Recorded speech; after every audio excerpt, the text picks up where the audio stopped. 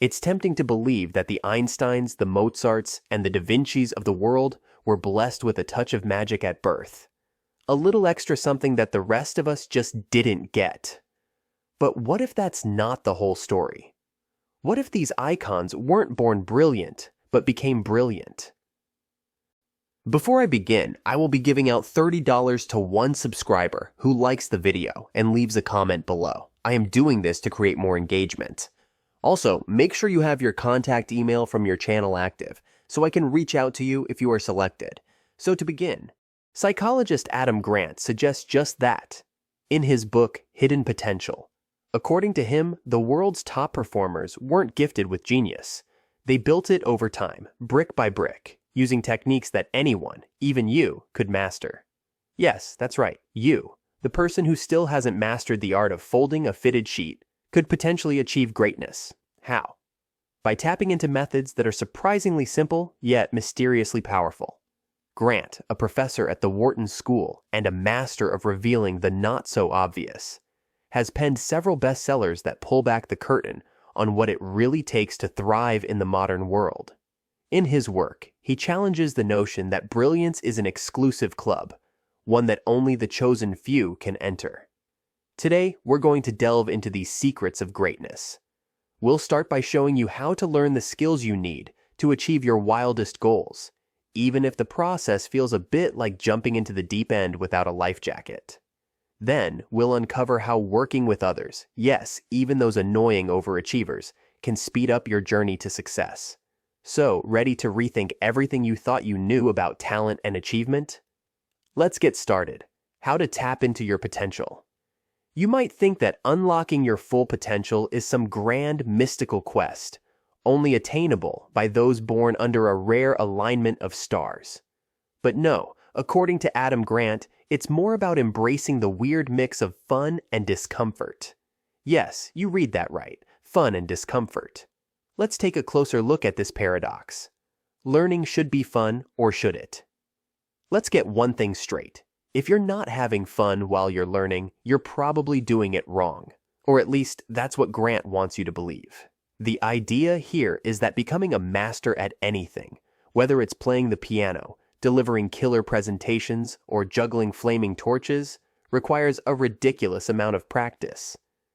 So, to prevent yourself from burning out, or just getting plain bored, you need to find ways to make that practice fun. But here's the catch. This fun isn't your typical kicking back with a drink and a good movie kind of fun. Oh no, it's the kind that involves pushing yourself to the edge of your comfort zone, where the real magic happens. Think of it as the gym for your brain. You might not love the burn, but you're going to love the results. Grant suggests spicing things up with variety, because really, who wants to do the same boring drill over and over? Switch it up. And while you're at it, keep score, because nothing says fun like turning your self-improvement into a competitive game. Go ahead, beat your high score. Just don't forget that this fun might leave you sweating. Now, Grant doesn't just stop at telling us adults how to wring some enjoyment out of our grueling self-improvement regimes. He suggests that we should teach kids to have fun while learning. Imagine that. Schools, the breeding grounds for boredom and monotony, could be transformed into places where kids actually enjoy learning. It's happening somewhere, believe it or not. Finland, to be precise. Those Finns are onto something, letting kids play their way to the top of the educational heap. Games, crafts, field trips. Apparently, that's all it takes to make learning something to look forward to. And lo and behold, these kids grow up loving to learn, which, surprise, helps them pick up real-world skills with ease. But hey, who needs that when we've got endless standardized tests to remind us that learning is supposed to be serious business? Still, wouldn't it be nice if our kids loved reading because it was fun, not because they were forced to slog through yet another dreary classic? But just when you thought you were getting the hang of this whole fun thing, here comes the twist. Learning should also be uncomfortable. Now, don't get too cozy. Grant's fun is the kind that comes with a side of sweat and possibly a touch of embarrassment. The trick is to stay focused when things get tough. And they will get tough, because let's face it, you're going to make mistakes. You're going to realize you're flawed. and you're going to have to admit that maybe, just maybe, you're wrong about something. Let's start with mistakes. They're going to happen, and they're going to sting. Most of us would rather avoid them, sidestepping the awkwardness and discomfort they bring. But Grant says, lean into it. Go ahead and make those cringeworthy errors, because that's where real learning happens. Your flubs are just stepping stones to greatness, if you can stomach the embarrassment. Then there's acknowledging your flaws. Here's a fun fact. Perfectionism isn't just annoying, it's also counterproductive. If you're so focused on being flawless, you're probably burning out over trivial things that don't even matter. Grant's advice: stop chasing perfection. Aim for excellence, sure, but don't waste your time trying to iron out every wrinkle. After all, the iPhone wasn't perfect when it launched, but it was good enough to revolutionize the world. And finally, the cherry on top: proving yourself wrong. If you really want to grow, you've got to get comfortable with the idea that you might be dead wrong about a lot of things. It's not exactly a pleasant thought, but it's necessary. Seek advice from people who know more than you, and let their insights challenge your ego. If you're lucky, you might even feel a bit smarter after realizing just how wrong you were. So, there you have it. The path to tapping into your potential is lined with fun, discomfort, and a healthy dose of humility. Not exactly what you expected? Welcome to the club. Now, get out there and start enjoying the awkward, uncomfortable, and surprisingly thrilling journey to greatness.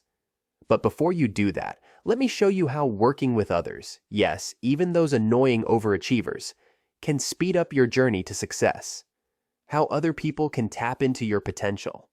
So, you've been training in the shadows, honing your skills with that perfect mix of fun and discomfort, convinced you're on the fast track to greatness. But here's the kicker. Going it alone might just be the ultimate rookie mistake. Adam Grant has a little secret to share. If you really want to reach your full potential, you're going to need other people. Yes, those unpredictable, often irritating yet occasionally brilliant creatures can be the key to unlocking your true abilities.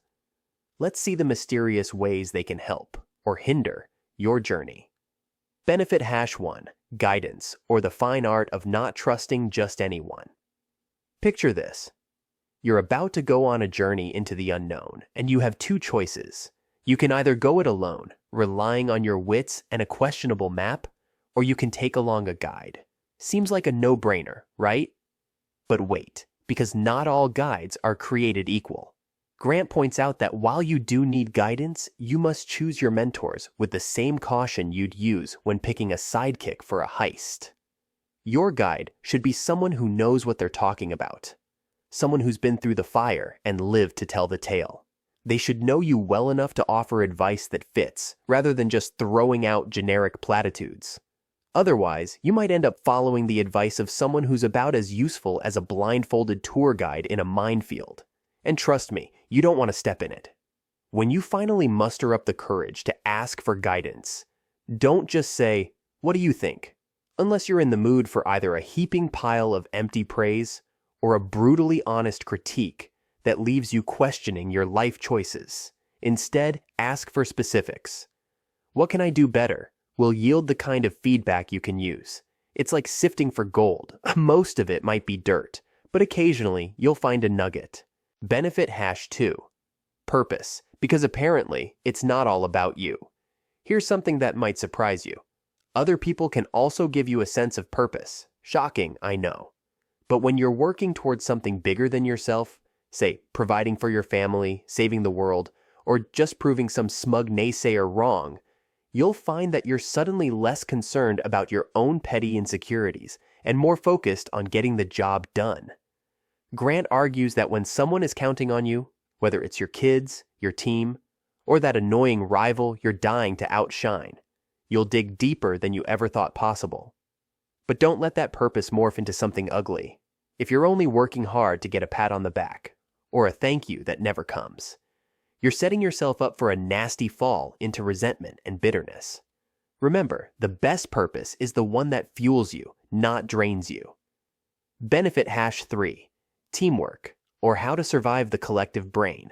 And then there's teamwork. Ah, teamwork. the sacred cow of corporate retreats and motivational posters everywhere, Grant suggests that working with a team can actually be beneficial, provided you're not stuck in an endless loop of mind-numbing group thinking. A good team will push you to learn from others, share your knowledge, and maybe, just maybe, help you come up with an idea that doesn't make you cringe when you wake up in the middle of the night. But beware of the dreaded group brainstorm. It's where good ideas go to die. Instead, Grant recommends brainwriting, a nifty little trick where everyone comes up with ideas on their own before they're shared anonymously. This way, the best ideas can rise to the top without being crushed by the loudest voice in the room. It's teamwork, but with a dash of subterfuge. A thrilling combination, if you ask me. To sum things up for you, other people can definitely tap into your potential, but only if you let them, and only if you're careful about who you let in. Choose your guides wisely, find a purpose that's bigger than yourself, and team up with people who push you to be better. But always, always keep your wits about you. After all, in this game of personal growth, it's not just about reaching the finish line, it's about surviving the journey, and there it is. You've learned that it's not about being born with extraordinary talent, but about cultivating it through practice that challenges and excites you. You've seen how a sense of purpose and the right guidance can propel you forward when the going gets tough, and you've discovered the surprising power of teamwork. Not the cheesy kumbaya kind, but the kind that really makes a difference. So what now? Well, the next step is up to you. Will you embrace the fun, the discomfort, and the messy process of growth? Will you let others in to help guide you, fuel your purpose, and push you toward your goals? The journey to your full potential is anything but straightforward, but it's also anything but boring. So, take what you've learned, shake off the fear of making mistakes, and get ready to prove to yourself, and maybe even to those pesky doubters, that you're capable of far more than you ever imagined. And of course, if you made it this far, please like, comment, and subscribe to encourage us to do more.